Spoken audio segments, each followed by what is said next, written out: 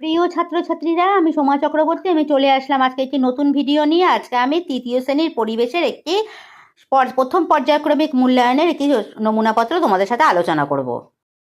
প্রিয় ছাত্রছাত্রীরা, দেখো আজকে আমি পড়াচ্ছি তৃতীয় শ্রেণীর একটি নমুনাপত্র। সামনে তোমাদের প্রথম পার্বিক পরীক্ষা চলে আসলো, তাই জন্য আমি একটা নমুনাপত্র দিচ্ছি। তোমরা যদি বাড়িতে এগুলো ভালো করে প্র্যাকটিস করো, দেখবে পরীক্ষায় কিন্তু এর থেকে কমন পেয়ে যাবে। দেখো, প্রথম পর্যায়ক্রমিক মূল্যায়ন 2026 তৃতীয় শ্রেণীর পরিবেশের একটা আজকে আমি নমুনাপত্র অর্থাৎ একটা সাজেশন তৈরি করেছি, সেটা তোমাদের সাথে আমি দিয়ে দিচ্ছি। তোমরা বাড়িতে এটা ভালো করে প্র্যাকটিস করো। প্রথমে দেখো আসবে, সঠিক উত্তরটি বেছে নিয়ে লেখো। ক নম্বরে, চোখের একটি রোগ হলো রাতকানা, ছুলি আর হচ্ছে ডায়রিয়া। তাহলে রাতকানার মাথায় টিকমার্ক দেবে। খ নম্বরে আসছে, প্রতিদিন কমপক্ষে 1 থেকে 2 বার, 3 থেকে 4 বার, 7 থেকে 8 বার পরিষ্কার জলে চোখ ধোয়া উচিত। 3 থেকে 4 বার প্রত্যেক দিন পরিষ্কার জলে চোখটা ধোয়া উচিত। তারপরে দেখো, গ নম্বরে, পেঁয়াজ আসলে গাছের ফল, মূল, কাণ্ডতে টিকমার্ক। কলার মোচা, কাঁচকলা, রক্তচাপ, এগুলো কি রক্তচাপ, রক্তাল্পতা না ফুসফুসের সমস্যা কমায়? রক্তাল্পতা। কলার মোচা, কাঁচকলা এগুলো খেলে রক্তাল্পতার সমস্যা কমায়, মানে রক্তাল্পতা দূর হয়।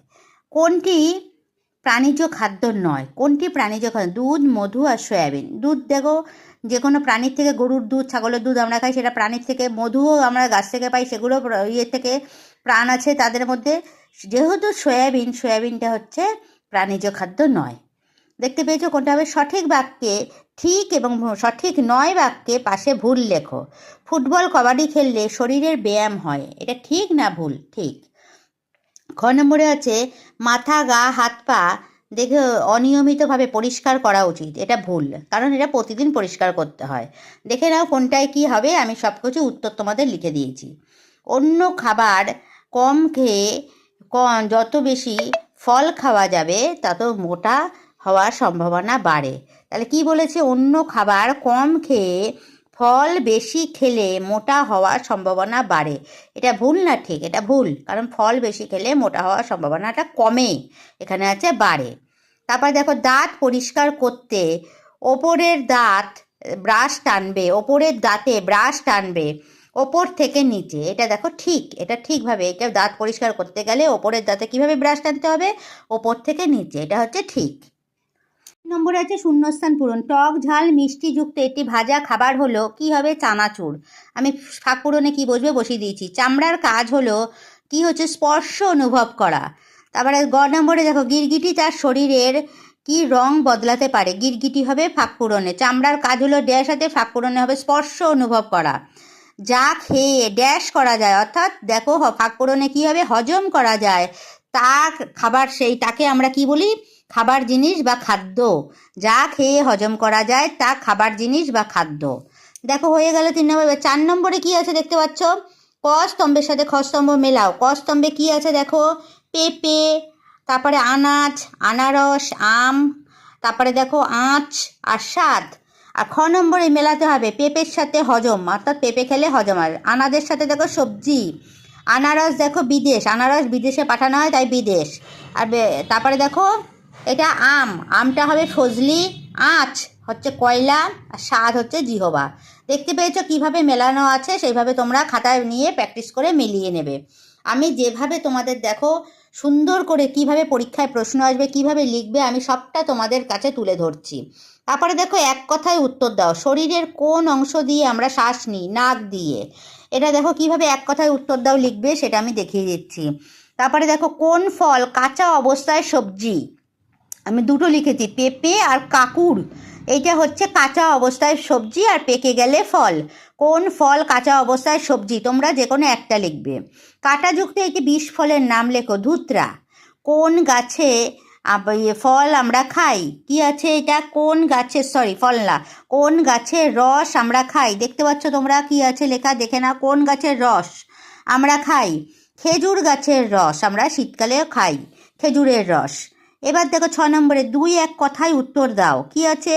আগুন আবিষ্কারের ফলে আদিম মানুষের কি কি সুবিধা হয়েছিল? তাহলে আগুন আবিষ্কারের ফলে 2-1 কথায় বলেছে, একটু বড় করে লিখতে হবে। কি কি সুবিধা হয়েছিল? আগুন আবিষ্কারের ফলে আদিম মানুষের অনেক সুবিধা হয়েছিল, একটা বাক্যে লিখবে। মানুষের জীবনের আমূল পরিবর্তন হয়েছিল। মানুষের জীবনে কি হয়েছিল? আমূল পরিবর্তন। এখন কিন্তু বড় হয়ে গেছে, এখন কিন্তু সুন্দর সুন্দর ভাষা দিতে হবে। ছাত্রছাত্রীরা তোমরা কিন্তু দেখে ভাষাগুলো সব লিখে নিও। তারপরে দেখো কি লিখবে, মানুষ রান্না করে খেতে শিখেছিল। মানুষ আগুন আবিষ্কারের পরে রান্না করে খেতে শিখেছিল। এতে কি হয়েছিল? খাবার সুস্বাদু হলো আর হজমের খুব হলো তাড়াতাড়ি।